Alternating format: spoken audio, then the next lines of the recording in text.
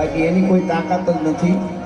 હું વિચાર કરતો હતો 2014 થી કે મોદી સાહેબ હું મિસાઇલ છોડશે, ઓશિંતાની સેના મૂકશે, હુમલો કરશે, શું કરશે.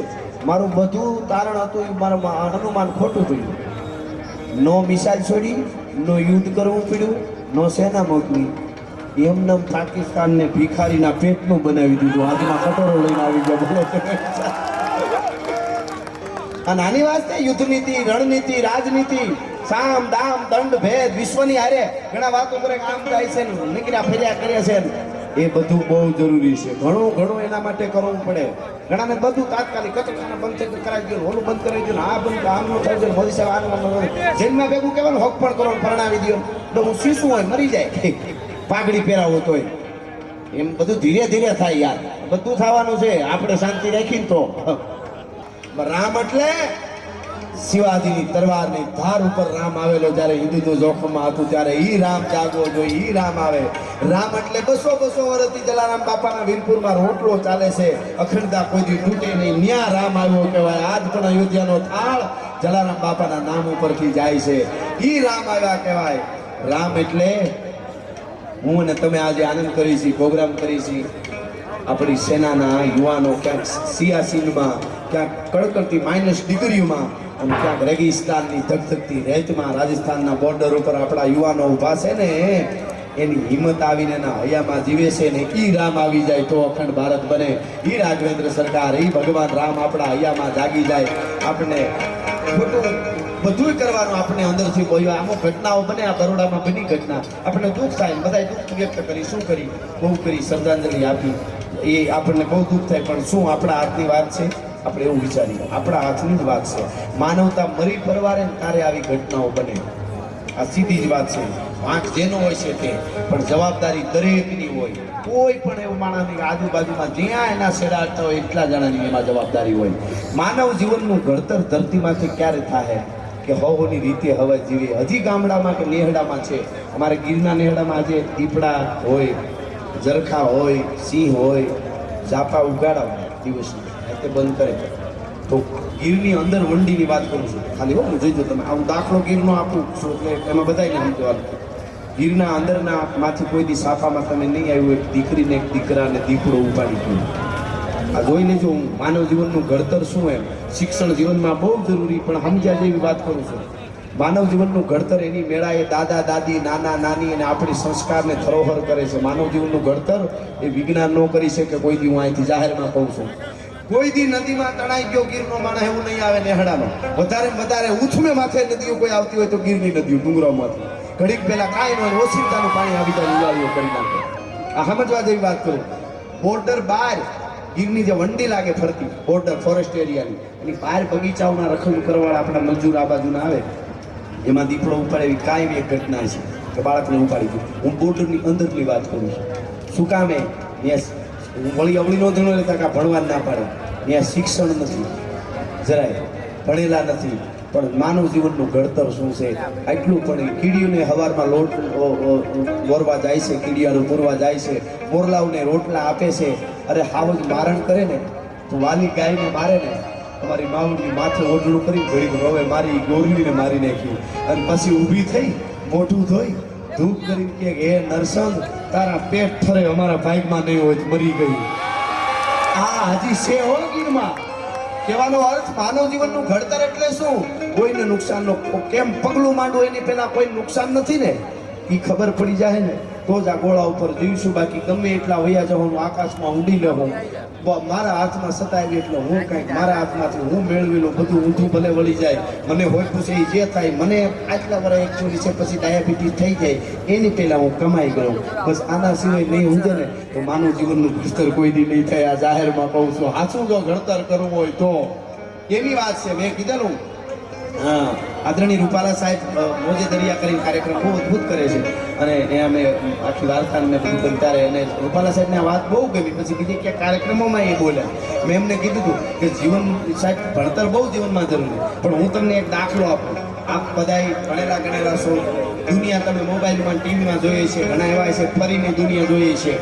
આખી મારી ગાડીની આગળ પાછળ અમારી બસ હતી કલાકારોની. કેટલા એવા રાજ્યો છે બરોબર, MP, UP આ બધા એવા રાજ્યો છે જે બધા એમાં જંગલમાં જંગલીઓ લૂંટી લે. હવે આવો ગુજરાતમાં આ હવાના જંગલમાં જાઓ ટાંગીને અમુક રસ્તે રાતે નહીં નીકળી શકો. આ જાહેરમાં કહું છું, જંગલના માણસો લૂંટી લે. મિત્રો, ઓલ ઓવર વર્લ્ડ, આખી દુનિયામાં એક જ ગાંડી ગીર એવી છે. આ જાહેરમાં કહું છું, જોઈ લેજો. રાતે 1:30 વાગે ભૂલા પડો અને નેહડાથી આગે અવાજ કરો ને આખું નેહ જમાડવા હાથ પકડી ખેંચો ને મને કહેજો, યાદ કરજો ભલા માણસ, મારો બાપુજી આવ્યો, મારો વિહાનો આવ્યો, અમારે ઘરે ભાઈ આવો, અહીંયા અમારું નેહડું છે. આ દાખલો અહીંયા અમદાવાદમાં દેવાનું એક જ કારણ છે કે રામની પ્રતિષ્ઠા આપણે કરી છે ને, તો હાસુ માનવ જીવનનું ઘડતર એ કઈ યુનિવર્સિટીમાં મળે, લૂંટાય નહીં, જંગલમાં એકલા નહીં. હાલો, યુનિવર્સિટી બહુ જરૂરી છે, પણ આ ધરોહર જરૂરી છે. ઈ જ્યારે સમજાય તેથી મારો રામ હૈયાની માલિકો જાગી ગયો આપણને લાગે. એ પ્રતિષ્ઠા આપણે કરવાની. એટલે છેલ્લે બે કડી મારા ગીતને સભા કરવાની કઈ મારા શબ્દોને વિરામ આપી. આગળનો કાર્યક્રમ શું છે એ પૂછીને પછી આગળ આપણે બેન છે ને છે તો મને કાંઈ વાંધો નથી, પણ આ ગીત મેં લખેલું 3, 4, 5 વર્ષ પહેલા. બંગાળમાં એક વાંદરી ફાટી ધોવાડી ગઈ. એ વખતે સ્કોર્પિયોમાંથી નીચે ઉતરી જાય, રામનું નામ કોઈ લે તો નો જય શ્રી રામ, નો જય શ્રી રામ, જય ગોંગલા એમ કરીને હેઠી ઉતરી જાય. હા, મને મારા રામનો વિરોધ કરે તો હું કરીશ, એમાં શું વાંધો? તેથી મેં આ ગીત લખેલું. સાંભળજો, એક મુખરું ને એક કડી કહો. જય શ્રી રામ બોલો ને ખલક દ્વાર ખોલો,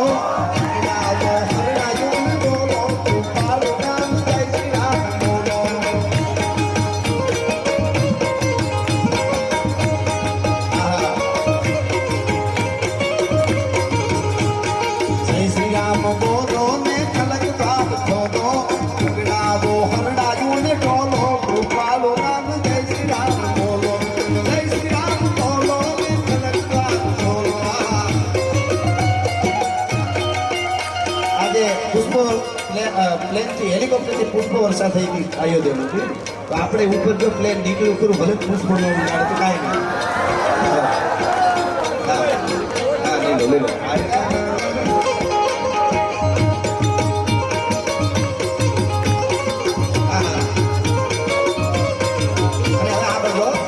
રાવણ બહુ હુંકાર કરતો હતો યુદ્ધના મેદાનમાં આવ્યો, મારી નાખું, તોડી નાખું, વીખી નાખું. ભગવાન રામે કીધું, લક્ષ્મણ ચિંતા ન કરતો, કેહું લોક દારૂ, સાતો સાગર સુખાઈ દારૂ, કિરીટ ઢહાઈ દારૂ. રામ બોલ્યો, ભૂમિ ઉલટાઉં મેં, રંચ में विदारी दारू, दसो दिक्पालन को खगन समेत शशि सुर को गिराऊं मैं, रसिक बिहारी प्राण प्यारी शुद्धि पाऊं, फिर जानकी न लाऊं तो राम नाम पलटाऊं, धनु बाण ना उठाऊं मैं. હા હા હા, વાહ વાહ, પધારો. એટલે અમેરિકાથી મહેમાન આવ્યા, ગોળ કરવા આવ્યા છે, ખાલી એટલે બધા એકવાર. એટલા માટે દસકંધા રાવણને દળ સહિત બોલ્યો. અમેરિકામાં ટેસ્લા ગાડીથી રામ લખ્યું તો આપણા ગુજરાતીઓને, ન્યાના ભારતીયોને જોરદાર તાળીથી આપણે વધાવવા જોઈએ. આજે વર્લ્ડ આખામાં ઉત્સવ આજે ઓહો મારા રામૈયાનો. જય શ્રી રામ બોલો ને ખલક દ્વાર ખોલો, રામો હરણા જૂન બોલો, કાળો રામ જય શ્રી રામ. અમારા સંજયભાઈની ફરમાઈશ એક કડી લઈ લો, એક મુકડો ને કડી, એને નહીં રહેવાય નગર માલધારીને. વિક્રમભાઈ, મારું જ લખેલું ગીત છે કે સાઈબો રે ગોવાળીઓ રે, મારો સાઈબો રે ગોવાળીઓ. અરે સાઈબો રે ગોવાળીઓ રે, મારો સાઈબો રે ગોવાળીઓ. ગોવાળું તીરની મારી શ્યામના તારી જોડરી રે.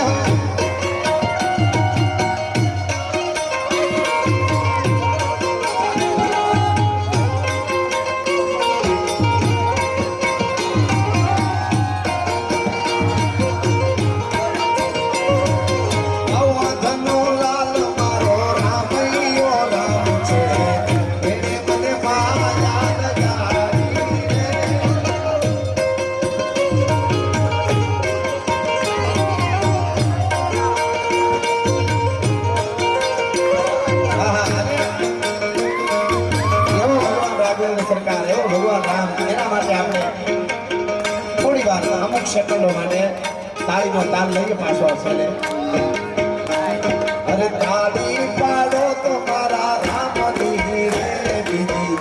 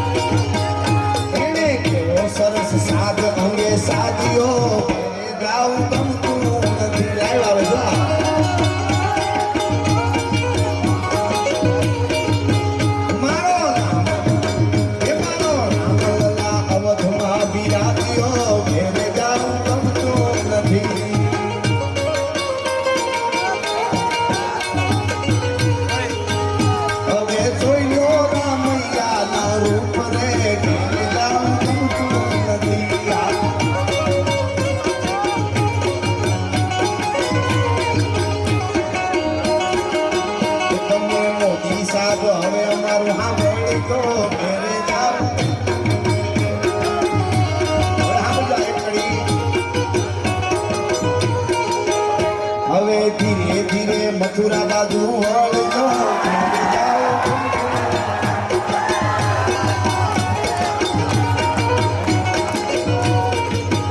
હવે ધીરે ધીરે મથુરા બાજુ વળજો ઘેરે જાઉં.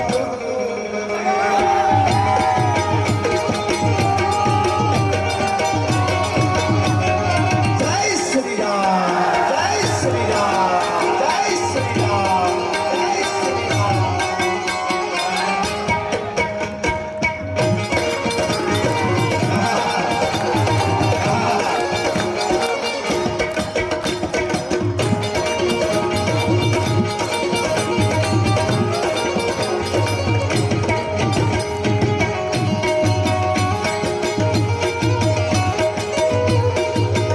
મિયા મોરલી વાળો જુએ છે વાત રે ઘરે જાઉં.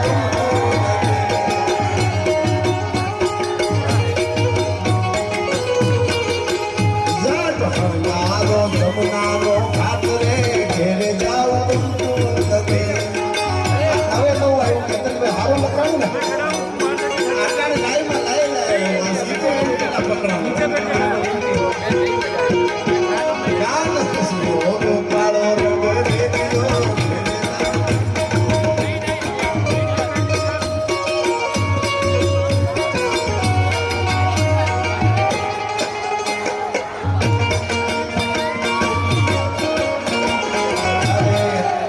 રામ આવે, આશા દિલે એને તમે સ્મરણ કરો હસો તો રામ આવે. હૃદય આવે, હજી આવે